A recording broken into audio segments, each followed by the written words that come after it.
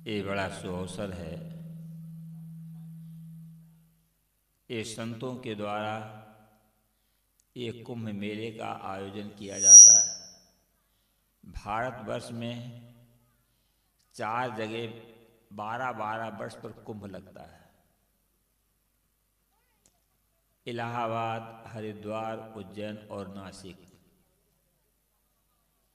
विभिन्न संप्रदाय के संत भक्त अपना अपना क्षेत्र लगाते हैं और वो लोग अपना अपना ज्ञान वितरण करते हैं।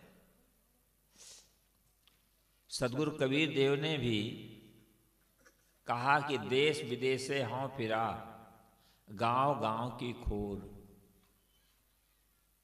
देश विदेश में कबीर साहब घूमे, गांव गांव के गलियों में घूमे। क्यों? वो अपना अर्जित ज्ञान को विसर्जित करने के लिए।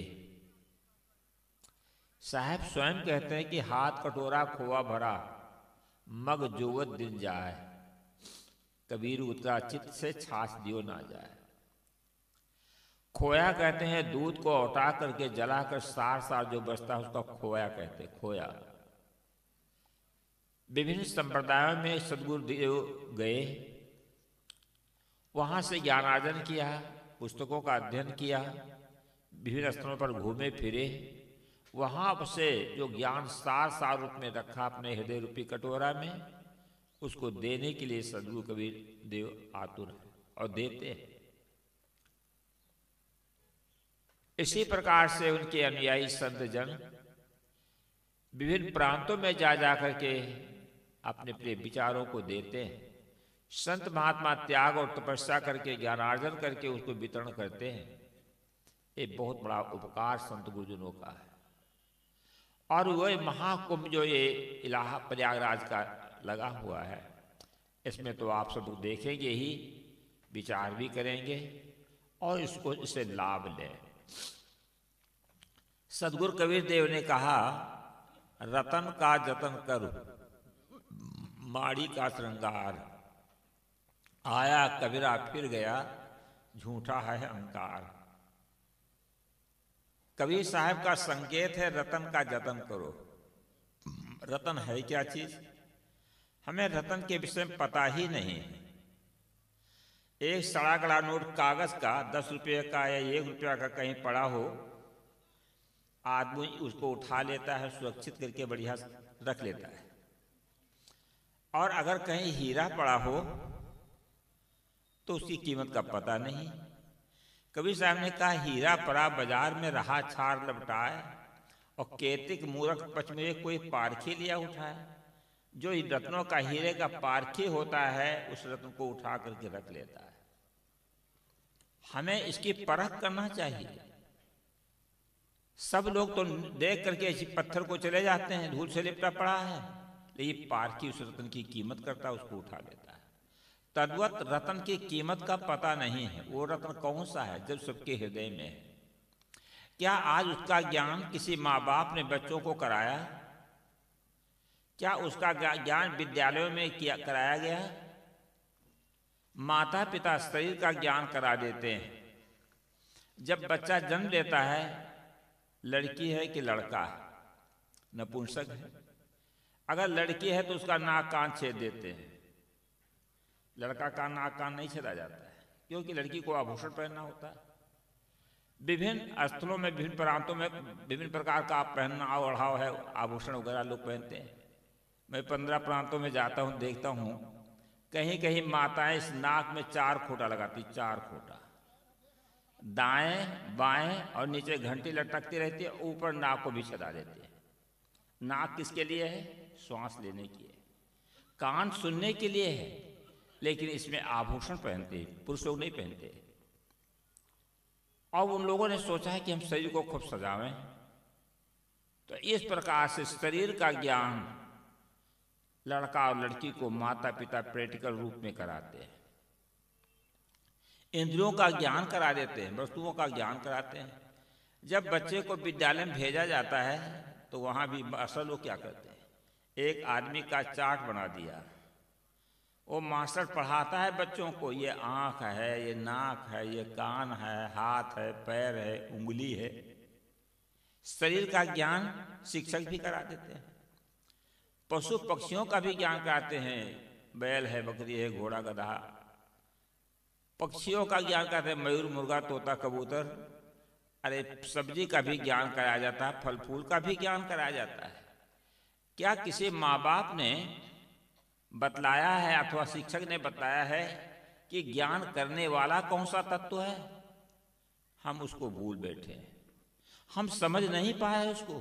जीवन पर्यंत शरीर और शरीर के संबंधी मायावी चीजों का भी हम ज्ञान रखते हैं। कितनी बड़ी भूल होती जाए, सबकी भूल है। उस भूल को परखाने के लिए सदगुरु का उपदेश होता है। एक छोटा सा उदाहरण सुने आप। एक राजा था, राजा के मुकुट में हीरा जड़ा हुआ था। वो हीरा, वो मुकुट उसके बाप दादा का पहले से मुकुट था। उस राजा के मन में आया इस हीरे का मूल्यांकन करवाएं, कितना मूल्य है इस हीरे का। जौहरियों को बुलाने लगा तो जौहरी लोग आते हैं तो अपने अपने समझ के अनुसार उसका मूल्य लगाते हैं। एक बड़ा जौहरी था जो जीवन पर्यंत हीरा जवाहरात परखा था। 95 वर्ष का वो बूढ़ा था। वो बुलाया गया, उसने उसकी पारख किया, 10 लाख रुपये की कीमत लगाया हीरे का। राजा बड़ा खुश हुआ, आज भाई इसको इनाम किया दिया जाए, इतना बड़ा पारखी है रत्नों का। अब लोगों से पूछता है तो अपने अपने समझ के अनुसार उसको बतलाते हैं। एक पुराना जौहरी था, यानी कालिदास बुलाए गए, जो बहुत बड़े विद्वान थे। कालिदास से पूछा गया कि इस जौहरी को कितना इनाम दिया जाए। कालिदास कहते हैं कि सरकार अगर हमसे पूछते हैं, यह जौहरी 95 वर्ष का बूढ़ा है, यह जीवन पर्यंत कंकड़ और पत्थर को परखा है, तो इसके कपार पर 95 जूते मारे जाएं। कहा यह भी कोई इनाम है? कहा यह हीरा जवाहरात को परखा है, कंकड़ पत्थर को परखा है, लेकिन परखने वाले को नहीं परखा है, जानने वाले को नहीं जाना है। जननी जाना, जनक जाना, बंधु जाना, बांधो जाना, आना जाना, खाना जाना, पीना जाना, सब कुछ जाना, लेकिन अपने आप को ना जाना, तो खाक ना जाना, कुछ नहीं जाना। क्या हम सब लोग उससे कम हैं?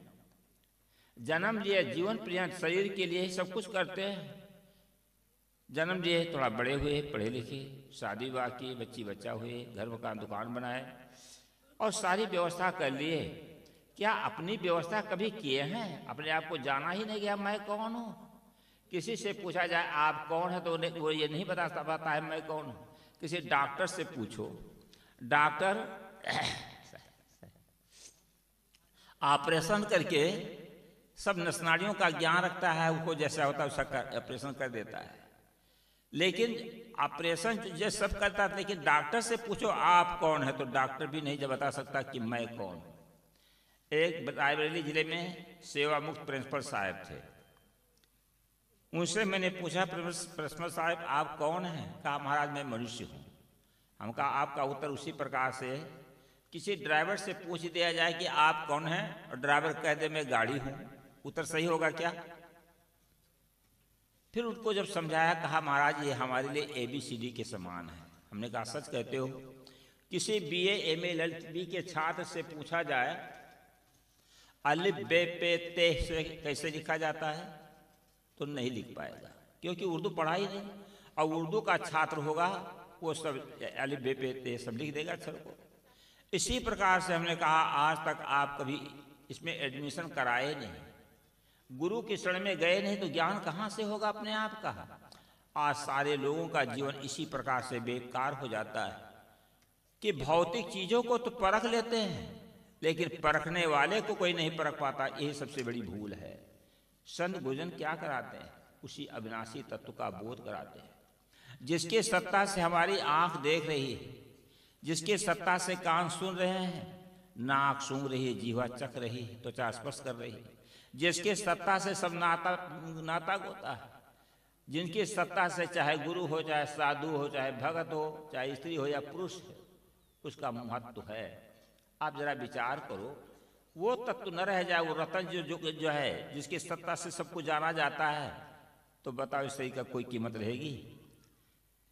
सदगुरु सेवलाल साहब जी, सदगुरु श्री रामसूरत साहब जी और भी जितने महापुरुष हुए जिनको सदगुरु माना जाता था, आरती पूजा की जाती थी, लेकिन जब उनके अंदर से वो परम तत्व जो चेतन था निकल गया, तब जो लोग आए होंगे उस समय तो उसके उस शरीर पर मिट्टी डाल करके उनको मिट्टी में गाड़ दिया गया। किसके अभाव में?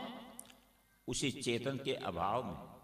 सज्जनों वही सर्वोपरि, हमें उसका ज्ञान नहीं। उस ज्ञान का कराने के लिए, उसका बोध कराने के लिए ये सत्संग का आयोजन होता है। ये बतलाया जाता है वो तत्व क्या है, वही अविनाशी तत्व है। अगर आंख न रह जाए तो जीवन रहेगा, हाथ कट जाए पैर कट जाए तो भी जीवन रहेगा, धन न हो स्त्री न हो, स्त्री के लिए पुरुष न हो, बच्ची बच्चा न हो तो भी जीवन रहेगा, पढ़ा लिखा न हो तो भी जीवन रहेगा, सर्वांगीण सुंदर शरीर हो, धन धान से परिपूर्ण हो, सब कुछ हो, लेकिन मात्र अगर चेतन न रह जाए, जीव न रह जाए तो कोई कीमत होगी क्या? मरने के पश्चात, जैसे कि आज जब तक जीवित है लाखों की आंख, कोई मूल्य रहेगा। किसी से कह दिया जाए कि 1 लाख रुपया ले लो, एक आंख बेच दो, तो कोई आंख नहीं बेचेगा। 5 लाख रुपये में किडनी दे दो, कोई किडनी नहीं दे सकता है। वैज्ञानिकों ने इसका मूल्यांकन किया है, 2 अरब 20 करोड़ रुपए का ये शरीर बिक सकता है। 2 अरब 20 करोड़ रुपए का शरीर, कितना मूल्यवान शरीर। ये मूल्य कब तक है? जब तक मैं तत्व विद्यमान है, जब तक वो चेतन शरीर के अंदर में है, तब तक इसका मूल्य है। वही है सब रत्नों का रत्न, सारे रत्नों का मूल्यांकन करने वाला वही रत्न है, अविनाशी आत्मा। इसका ज्ञान होना चाहिए। आप जरा विचार को, ये अविनाशी आत्मा का ज्ञान जब हो जाएगा तब उसके लिए कुछ करोगे। जैसे ड्राइवर का गाड़ी का चालक ड्राइवर होता है। ड्राइवर ज्ञानवान है, चेतन है, और गाड़ी जड़ है। लाखों करोड़ों की गाड़ी हो, अगर ड्राइवर न हो तो गाड़ी से कुछ काम होगा?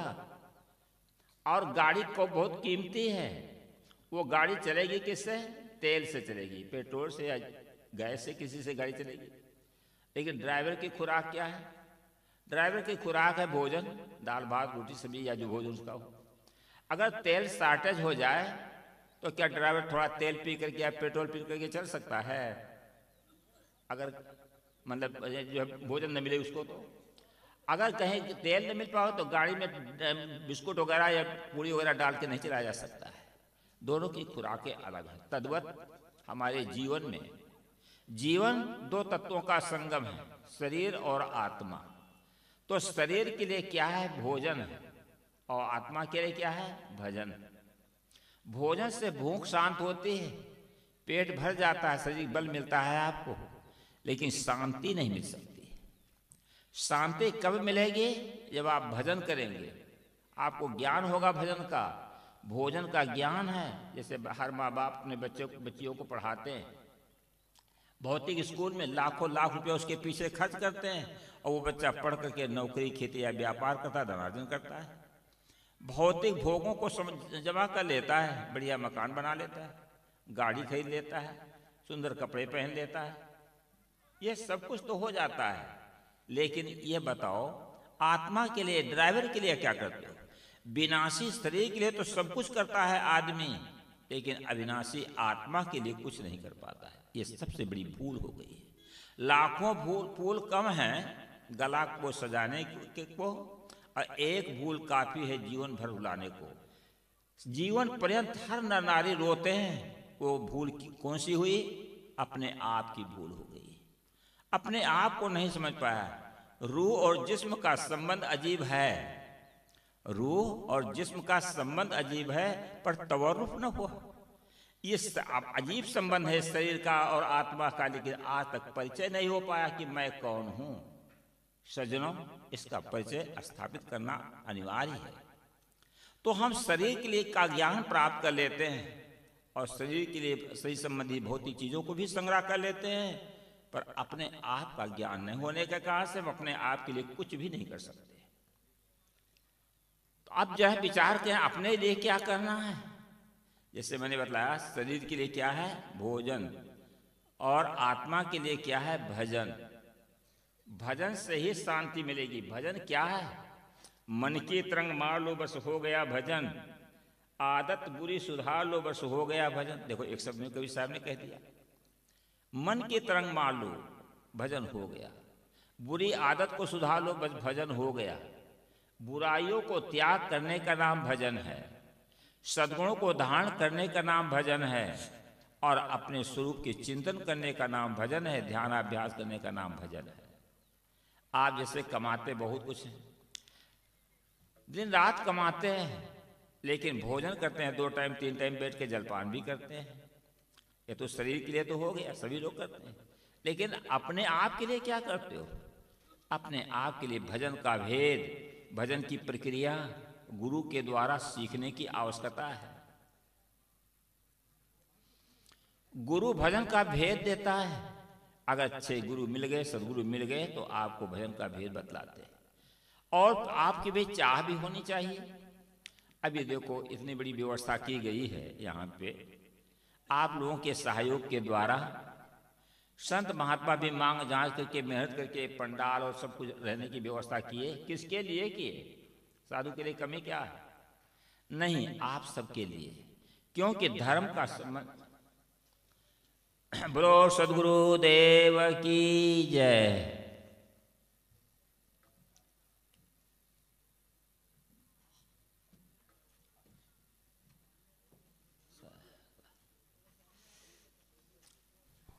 आगे बढ़ के बैठे। भाइयों से निवेदन है कि थोड़ा से आगे आ जाएं, और माताएं भी एक लाइन में आ जाएं सब लोग। हाँ बस ठीक है, यहाँ तक ठीक है। हाँ बस बस बस बस ठीक है। और फिर से मैं कह रहा हूँ कि जो लोग अभी भी अपने कैंप में होंगे वे लोग आ जाएं। और सत्संग तो काफी देर से चल रहा है, पूज्य श्री साहेब जी भी विराजमान हो चुके हैं। अच्छा आप लोग जल्दी बैठ जाए। आप देखो समाप्त करना चाहते हैं तो शरीर के लिए भोजन और आत्मा के लिए भजन, और भजन का भेद सदगुरु देते हैं। सदगुरु जो है आत्म संबंधी बात बतलाते हैं कि उसकी कीमत को परखाते। जैसे अभी हमने चर्चा किया आपके लोगों के सामने, उस तत्व के न रहने पर कोई किसी चीज का महत्व नहीं होगा। शरीर के किसी अंग का महत्व नहीं होगा, भौतिक चीजों का महत्व नहीं होगा। एक उदाहरण से समझ लीजिए, एक अंक रख देने के पश्चात एक जीरो अगर रख दो तो कितना हो जाता है? एक अंक के पश्चात एक जीरो तो कितना होगा? 10 हो जाएगा। एक जीरो और रख दो तो 100 होगा, एक और रख दो 1000 हो जाएगा।